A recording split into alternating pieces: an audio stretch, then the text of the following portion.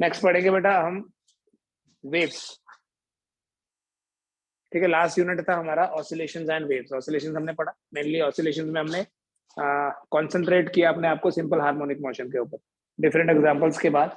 अभी वेव क्या होती है, सबसे पहले तो यही समझना है कि व्हाट इज ए वेव। तो you should know A wave is a kind of disturbance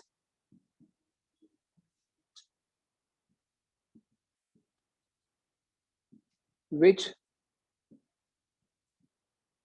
travels in a medium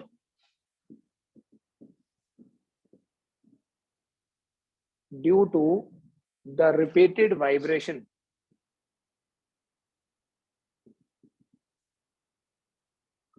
of particles of the medium.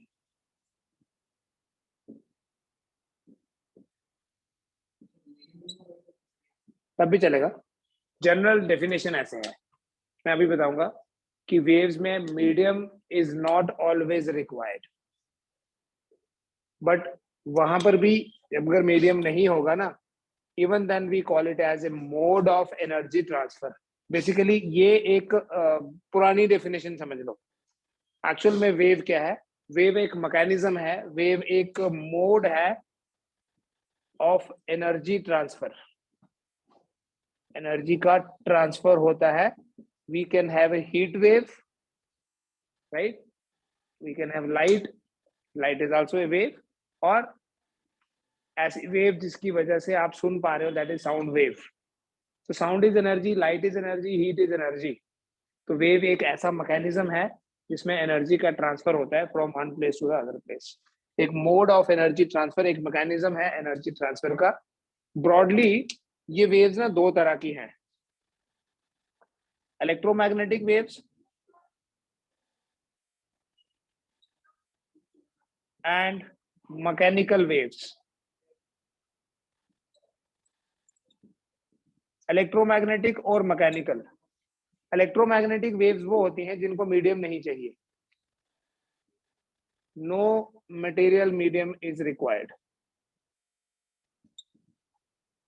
कोई मीडियम नहीं चाहिए तो electromagnetic waves, and the mechanical waves always required medium. Mechanical waves में medium हमेशा चाहिए, when the medium is always required. For example, sound and electromagnetic में we have the best example, light. Light एक electromagnetic wave है। Light का propagation vacuum में भी होता है, light travels through vacuum also, but sound can not travel through vacuum. अगर इस रूम में वैक्यूम हो जाए तो आप सुन नहीं पाएंगे जो मैं बोल रहा हूँ। एयर में जो प्रोपोगेशन हो रहा है, एयर है इसलिए प्रोपोगेशन हो रहा है, ठीक है। कोई दूसरा मीडियम होता, स्टील होता, वाटर होता, तब भी साउंड प्रोपोगेट करती है, लेकिन बिना मीडियम के साउंड का प्रोपोगेशन नहीं होता है। साउंड एक मैकेनिकल वेव है, बट लाइट एक इलेक्ट्रोमैग्नेटिक वेव है। ये एक तरीका है क्लासिफाई करने का। हम इन वेव्स को ऐसे भी बोल सकते हैं, we can also classify them as transverse and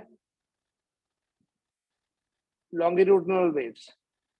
transverse waves and longitudinal waves.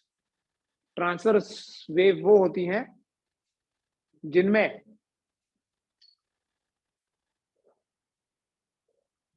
जो प्रोपोगेशन होती है, वेव प्रोपोगेशन, वो perpendicular to the particles vibration होती है।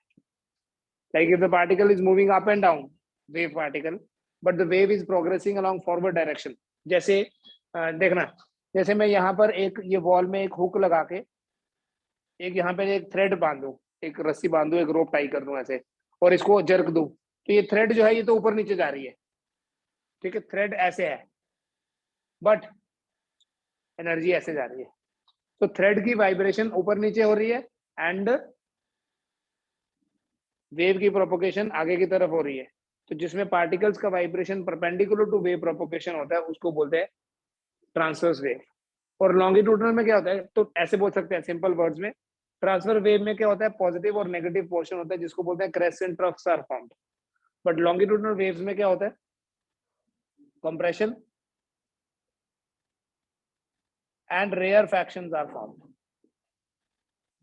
Compression are high density region, rarefaction is low density region.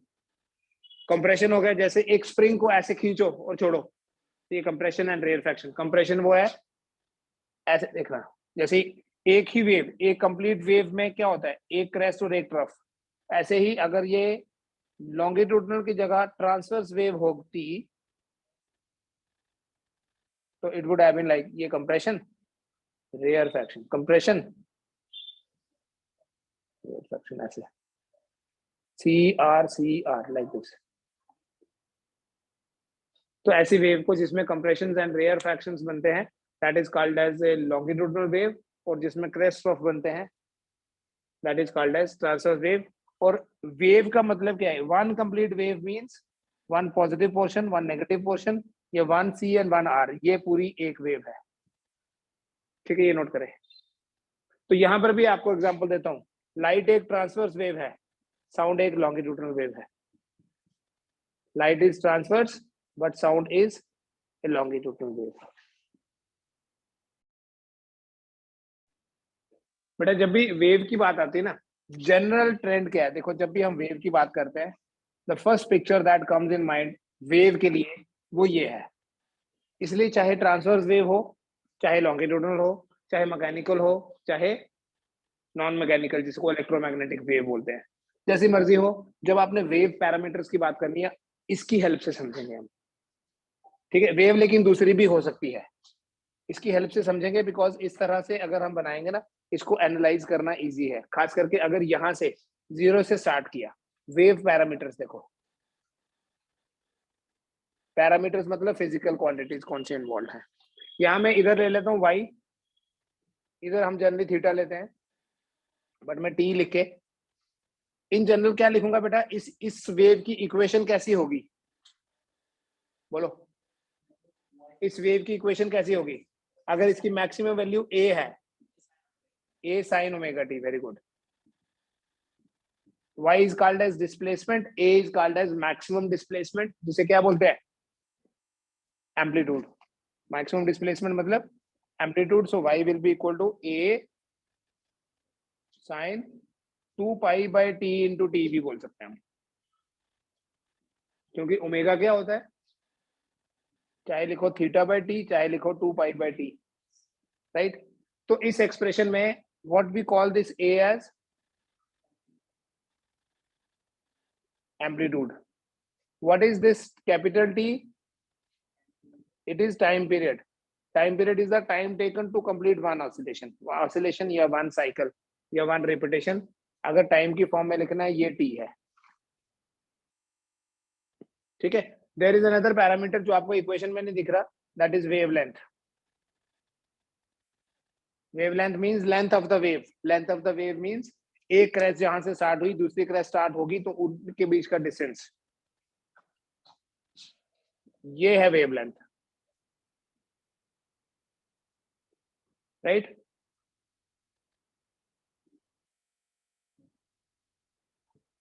It is distance between two successive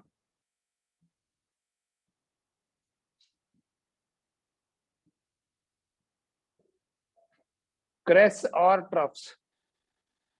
successively दो crest और trough के बीच का जो डिस्टेंस होगा उस डिस्टेंस को हम वेव लेंथ बोलते हैं, या length of the wave.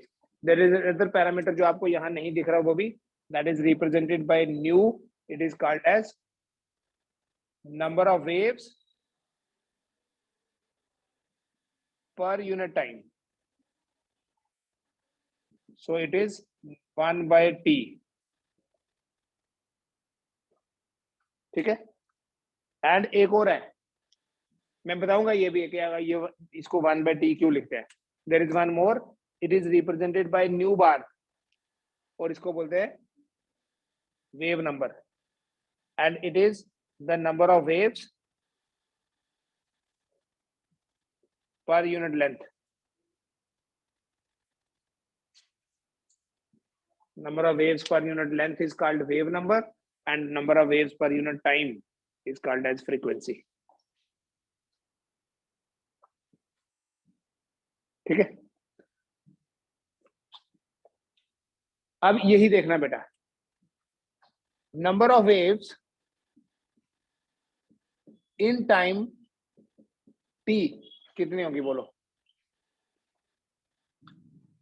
T time में कितनी वेव्स बनी? एक, दो नहीं, एक क्रेस्ट और एक ट्रफ मिलके बना रही है एक wave. So number of waves in time T is 1. Number of waves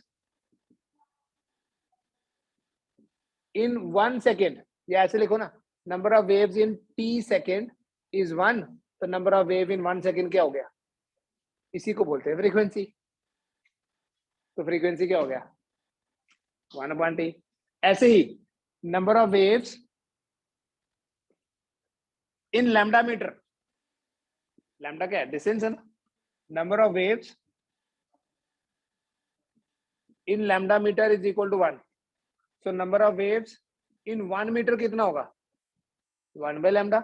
और यही जो 1/λ है, इसे न्यू बार से रिप्रेजेंट करके बोलते हैं वेव नंबर है.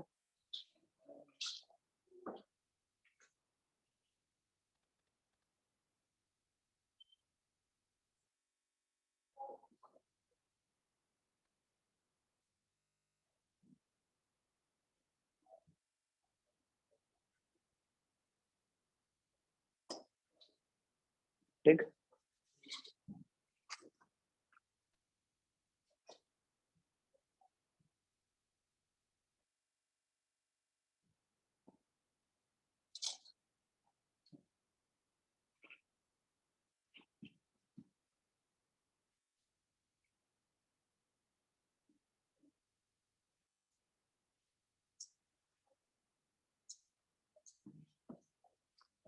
फिर देखो बेटा, दो और टेक्निकल टर्म्स पढ़ेंगे. किसी भी वेव की जो एंगुलर पोजीशन है उसे बोलते हैं फेज डिफरेंस. उसे बोलते हैं बेटा फेज. बताया था मैंने, angular position of A wave.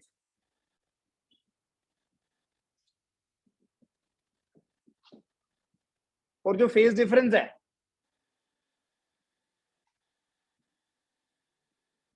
Phase difference को हम फाई से रिप्रेजेंट करते हैं. दो वेव्स की जो एंगुलर पोजीशंस होंगी उनके बीच के डिफरेंस को बोलते हैं phase difference, represented by the letter phi. Phase difference को फाई से रिप्रेजेंट करेंगे. और एक और होता है जो फेज डिफरेंस है, ये किसका फैक्टर है? It is a factor of 2 पाई. मतलब यहां से लेके यहां तक अगर मैं फेज की बात करूं तो कितना होगा? 2 पाई होगा या नहीं होगा? होगा. फेज डिफरेंस कितना है? फाई जो है that is a factor of 2 pi. और जो पाथ डिफरेंस है, path difference is a factor of lambda. अगर वेव की बात करें, वेवलेंथ की बात करें, तो ये लैम्डा है ना. Phase difference 2 pi, path difference lambda. Path difference मतलब डिस्टेंस. पाथ डिफरेंस मतलब इस पॉइंट और इस पॉइंट के बीच में डिस्टेंस कितना है, लीनियर, दैट इज लैम्डा. अब जैसे यहाँ फेज डिफरेंस क्या हो गया? इसकी एंगुलर पोजीशन है 0, है ना. इसकी एंगुलर पोजीशन क्या है? तो इनका डिफरेंस. और पाथ डिफरेंस क्या है? ये यहां से स्टार्ट हुआ तो इसकी लीनियर पोजीशन 0, इसकी लीनियर पोजीशन लैम्डा.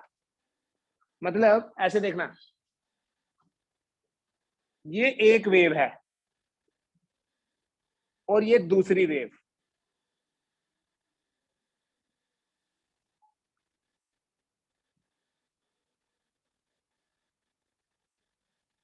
तो इन दोनों वेव, जब ये क्रेस्ट है तो ये ट्रफ है, या उल्टा बना दिया मैंने. यहां से स्टार्ट कर लेते हैं. एक यहां से स्टार्ट हुई, दूसरी यहां से स्टार्ट हुई. ये क्रेस्ट और ये ट्रफ है ना. जब क्रेस्ट और ट्रफ मीट करती है उसको बोलते हैं there is a phase difference of 180 degree. याद करो, डिस्प्लेसमेंट ऊपर, एक्सेलरेशन नीचे. तो फेज डिफरेंस कितना? 180 डिग्री. लेकिन इन दोनों वेव्स के बीच में पाथ डिफरेंस कितना है? λ/2, क्योंकि दूसरी वेव λ/2 के बाद स्टार्ट हो रही है. ठीक है, इसको थोड़ा डिटेल में बताता हूँ क्योंकि ये आपके लिए नए पैरामीटर्स हैं. ये लैम्डा है, ये 2 पाई है, ये तो कंफर्म है ना. मान लो ये बीच में कोई पॉइंट ले लेता हूँ, बीच में मतलब सेंटर में नहीं, कहीं पर भी, एनीवेयर. मैं ये बोलूंगा कि ये फाई है. और फाई किसका फैक्टर हुआ, 2 पाई का, can be pi by 2, can be pi by 3। और ऐसे अगर मैं बोलूं ना, इसको बोलते हैं पाथ डिफरेंस और इसको रिप्रेजेंट करते हैं एक्स से। फेज डिफरेंस को फाई से और पाथ डिफरेंस को एक्स से रिप्रेजेंट करते हैं। बेटा जब phase difference, when phase difference is 2 pi, then path difference कितना होगा, when phase difference is 2 pi then path difference is lambda, when phase difference is 1 then path difference कितना होगा, यूनिटरी मेथड लैम्डा बाय 2 पाई। अगर phase difference कोई intermediate value ले लूं ऐसे random 5, if phase difference is 5 then path difference is lambda by 2 pi into 5। ये path difference है ना, तो मैं बोलूंगा therefore path difference, path difference को किससे रिप्रेजेंट करते हैं, x से, is equal to lambda by 2 pi into 5। 5 is phase difference, so x is equal to lambda by 2 pi into 5 या 5 is equal to 2 pi by lambda into x। ये relation important काम आएगा आपके, इसको note करो।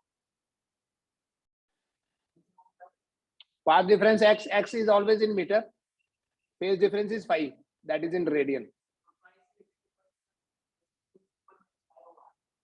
Yes होगा, यहां से यहां देखोगे तो अभी मैं ये ले रहा हूं 0 0 या o बोल दो, ये पॉइंट p है। Path difference between point o and p is x, phase difference between point o and p is 5, path difference between p and ना 2 पाई थोड़ी पॉइंट का कुछ नाम रख दो ना, q रख दो। Path difference between p and q is lambda minus x and phase difference between p and q is 2 pi minus 5। अभी फिर देखो, ये रिलेशन पता चल गया। इस रिलेशन का इंपॉर्टेंस देखो क्या है कि अगर हमें दोनों में से एक पता है तो दूसरा कैसे पता करना है। रिलेशन क्या है बेटा, phi is equal to 2 pi by lambda into x, या x इक्वल टू, एक ही बात है ना, और x equal to lambda by 2 pi into pi. अब अगर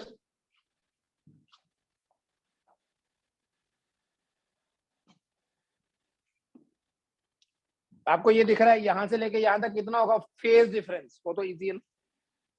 अगर यहां से यहां तक 2 पाई है तो उसका हाफ कितना हुआ, so when phase difference, pi लिखता हूं, when phi is pi then x will be equal to lambda by 2 pi into pi, पाई और पाई कट जाएगा, x will be equal to lambda by 2 pi। अगर phase difference 2 पाई है तो path difference कितना होगा, lambda by 2। और देखो ना टेक्निकली ये पूरी वेवलेंथ है lambda, half of it will be lambda by 2। ठीक है, उसकी कॉरेस्पॉन्डिंग। अब मुझे बताओ अगर फेज डिफरेंस लैम्डा बाय 3 है तो पाथ डिफरेंस कितना होगा, ये रिलेशन काम आएगा।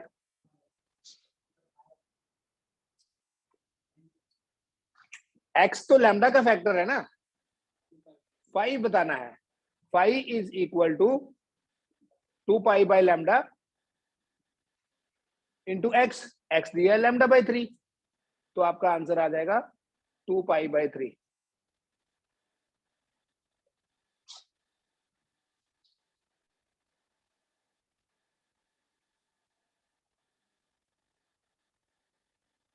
तो आपको एक पता हो तो दूसरा पता कर सकते हैं। When path difference is given हम फेज डिफरेंस पता कर सकते हैं, और जब फेज डिफरेंस गिवन होगा, हमेशा ये याद रखो ना सिंपल वर्ड्स में, आपको कंफ्यूजन नहीं होना चाहिए। Phase means angle and path means length, path means distance. तो फाई जो है, हमेशा फाई जो है it will be a factor of 2 pi, और जो एक्स है that will be a factor of lambda. Phi को हमेशा मेजर करना होगा तो एंगल है तो इसलिए रेडियन में, और इसको मेजर करना तो मीटर में, मीटर्स नहीं होता है।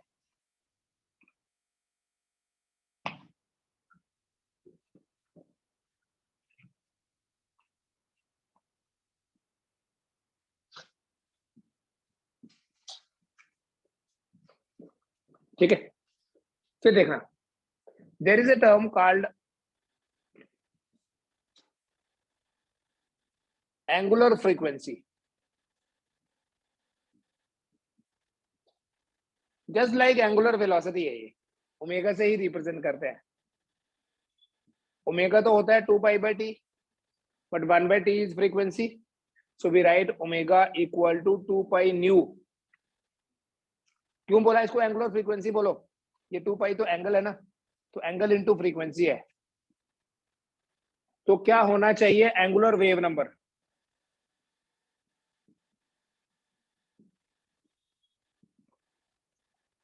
के से रिप्रेजेंट करते हैं, it is 2π/λ and we write it as 2π into nu बार।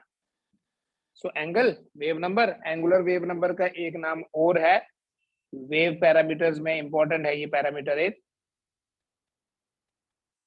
इसे हम बोलते हैं प्रोपोगेशन कांस्टेंट।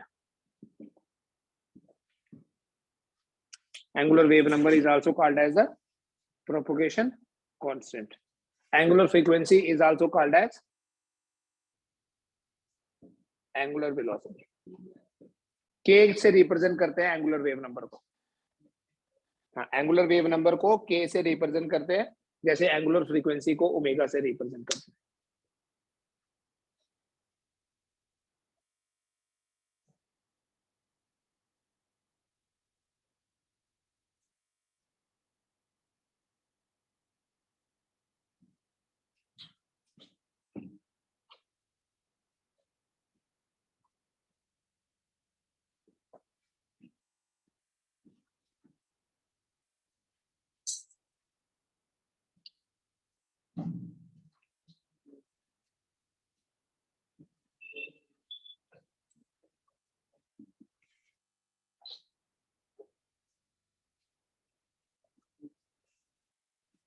ठीक है, फिर देखो, तो जब जब वेव की बात आएगी ना, we always represent this wave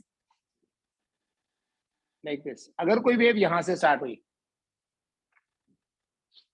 यहां से स्टार्ट होती है तो लिखते हैं y equals to a sin omega t। मान लो ये फाई के बाद स्टार्ट हुई, बाद में हुई ना स्टार्ट, तो इसकी जो जनरल इक्वेशन है इसको क्या बोलते हैं? y equals to a sin omega t plus phi. इसमें जो फाई है, या ऐसे फाई जीरो लिखते हैं, इसको फाई जीरो को बोलते हैं बेटा इनिशियल फेज। बिल्कुल वैसे जैसे इनिशियल डिस्प्लेसमेंट, इनिशियल वेलोसिटी। तो इनिशियल फेज मतलब अगर तो वेव ओरिजिन से स्टार्ट होगी तो बोलेंगे इनिशियल फेज इज 0, और अगर कहीं आगे से स्टार्ट हुई, it can be 30 degree, 45 degree, 60 degree. अगर डिग्री में बोलें तो, रेडियन में बोलेंगे तो it can be something like π/3, π/4, π/6। तो इसको बोलते हैं इनिशियल फेज या angular position of the wave at the beginning.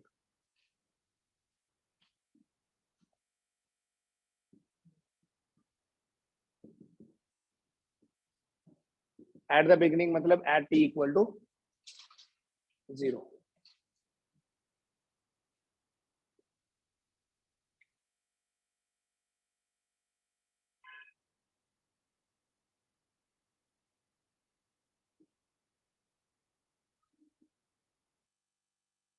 अगर वेव ओरिजिन से स्टार्ट होती है तो ऐसे लिखते हैं, y जैसे पहले लिखा था। ये डिस्प्लेसमेंट है बेटा पार्टिकल की, ठीक है, this is displacement of the particle. तो अगर पार्टिकल की वेलोसिटी निकालनी होगी तो v is equal to dy/dt होता है, जो हम पहले कर चुके हैं। मैं भी वेव वेलोसिटी बताऊंगा तो अब आपको डिफरेंस पता चलेगा। ये है displacement of the wave. Displacement को डिफरेंशिएट करोगे वेलोसिटी, तो ये रिलेशन क्या आया था? a omega cos omega t। तो जब आप पार्टिकल की डिस्प्लेसमेंट को डिफरेंशिएट करोगे, आपको जो मिलेगा वो होगा पार्टिकल वेलोसिटी। लेकिन वेव वेलोसिटी क्या होती है?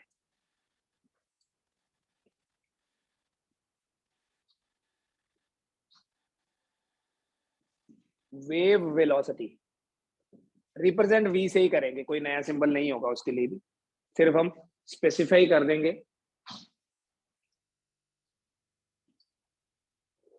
Wave velocity. It is actually velocity of propagation of waves.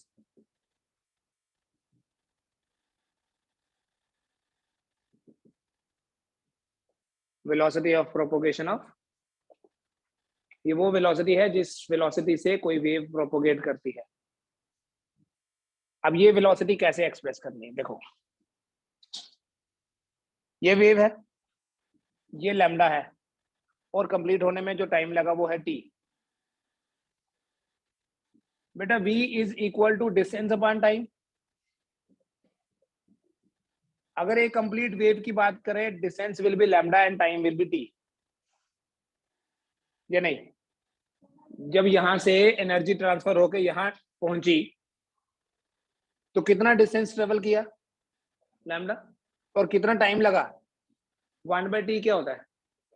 तो जब हम ये लिखते हैं ना v is equal to 1/t की जगह फ्रीक्वेंसी न्यू लैम्डा, तब ये जो v है इसको वेव वेलोसिटी बोलते हैं। जो आप डिस्प्लेसमेंट को डिफरेंशिएट करके वेलोसिटी बोलोगे, मैं जनरली ऐसे करूंगा, इसको स्मॉल v से और इसको कैपिटल V से रिप्रेजेंट करता हूं। बुक में आपको v दिखेगा। तो wave velocity is nu into lambda या lambda upon t, and particle velocity is dy/dt। इस चैप्टर में हमने ये सब पढ़ लिया हुआ है। तो यहाँ हम जब भी वेलोसिटी की बात करेंगे तो वो एक्चुअली वेव वेलोसिटी होगी। ठीक है? और वेव मतलब ट्रांसवर्स वेव या लॉन्गिट्यूडिनल वेव, उनकी वेलोसिटीज के अलग अलग एक्सप्रेशंस होते हैं। एक एक्सप्रेशन बताता हूँ आपको, डायरेक्ट एक्सप्रेशन, जिसको डायमेंशंस के बेसिस पे चेक भी कर सकते हैं।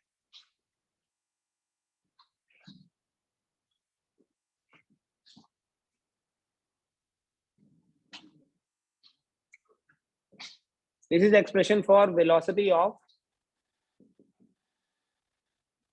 transverse wave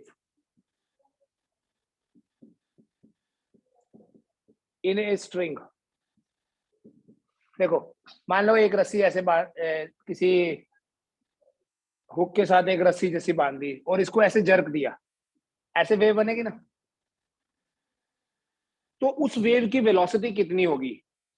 When transverse waves are formed, ये आपको डायरेक्ट फॉर्मूला भी याद रखना है और आपको डेरिवेशन भी सिखाऊंगा अभी। Velocity of transverse wave in a string is given by the formula v equal to square root of t by m। In this expression, ये जो t है इसको बोलते हैं टेंशन इन द स्ट्रिंग, और ये जो m है इस m को बोलते हैं mass per unit length.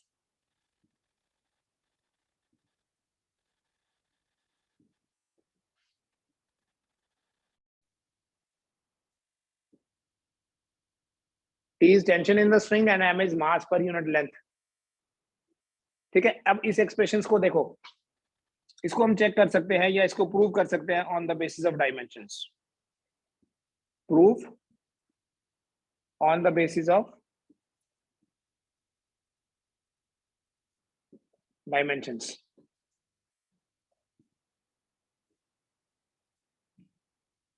Let V is proportional to TA and MB। T is tension, M is mass, ऐसे करते थे ना डायमेंशंस में। So we write V equals to K into TA into MB। Equation 1। Write dimensions of both sides।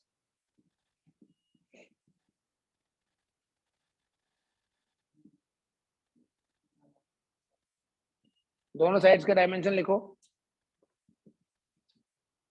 m0 L1 T-1 velocity, K छोड़ दीजिए। Tension, tension मतलब force, m1 L1 T-2 power A। Mass per unit length power B। m1 L-1 लिखा मैंने, m मास नहीं है, it is mass per unit length. करो, A be fine करो।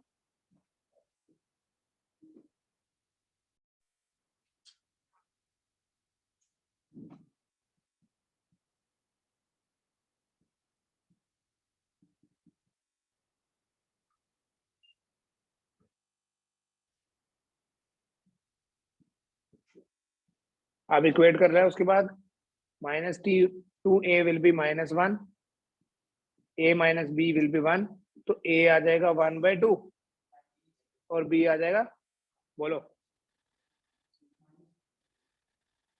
-1/2 आएगा। देखो जरा करके देखो, 1/2 माइनस बी इक्वल टू 1, तो 1/2 रहने दो, ये शिफ्ट करो, 1/2 -1 इज इक्वल टू बी -1/2। तो जब ए और बी की वैल्यूज यहाँ पुट करोगे तो बन गया ना यही फॉर्मूला, k इज 1। ठीक है, डायमेंशन से प्रूव करने की जरूरत नहीं पड़ेगी, आपको डायरेक्ट फॉर्मूला याद रखना है, v equals to square root of t by m। अब अगर ये हमारे पास स्ट्रिंग है, देखो मान लीजिए स्ट्रिंग का टोटल मास है m और इसकी लेंथ है l, तो इस स्मॉल m को आप बोल सकते हो m/l। मास पर यूनिट लेंथ की फॉर्म में लिखोगे तो v कितना बनेगा, square root of t into l by m बनेगा। अभी देखना, लेंथ हटा दूंगा यहाँ से।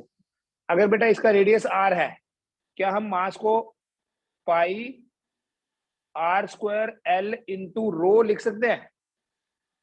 क्या लिखा मैंने, सोचो, mass is equal to volume into density होता है ना, क्योंकि density is mass per unit volume. तो ये पुट करके T L divided by pi r square l into row, l और l कट जाएगा, सो 1/r बाहर, r स्क्वायर है इसलिए रूट के अंदर रहेगा t divided by pi into rho. ठीक है, नोट करो, फिर बताऊंगा क्वेश्चन, है ना time.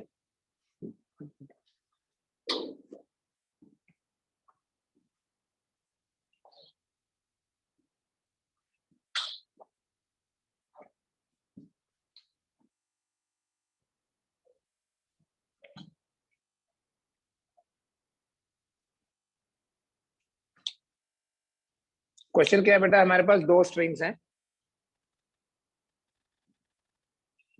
A and B. Length of A is twice length of B and diameter of A is 1/4 of the diameter of B. Densities दोनों की same है, तो बताओ VA speed of wave in one, speed of wave in other, ratio क्या होगी?